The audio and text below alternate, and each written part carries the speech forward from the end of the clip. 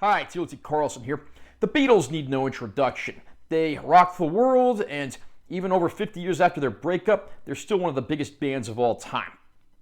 But there was a time when the Beatles were not global superstars, and they were touring Germany, playing in the clubs, just scraping by, trying to make ends meet.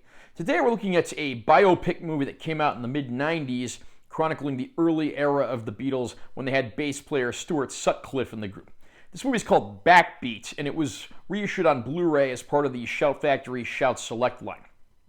Again, this is a movie featuring the band in their really early days when they were just struggling to get off the ground, with the group consisting of Paul McCartney, George Harrison, John Lennon, Stuart Sutcliffe, and Pete Best, long before they got their major record label deal and became global superstars, topping the charts countless times.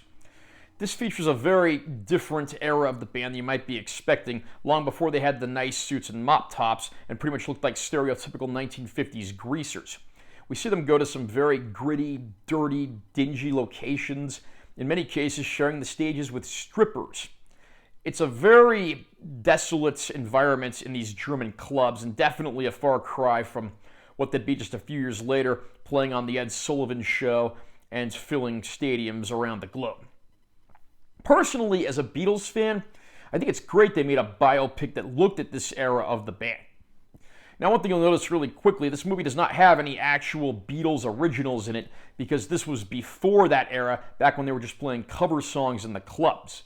And for the musicians that played on the soundtrack, which included members of Soul Asylum and Foo Fighters, they intentionally did not try to get bands that sounded like the Beatles. They wanted to have a soundtrack that just sounded very raw, heavy, in your face, to reflect what people would have felt if they'd heard the band in the clubs back in the day.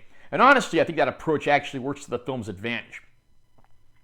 I should warn you though, this is an R-rated film. It is pretty gritty. There's a lot of nudity, quite a bit of violence, pretty heavy language. This is not a film for the family.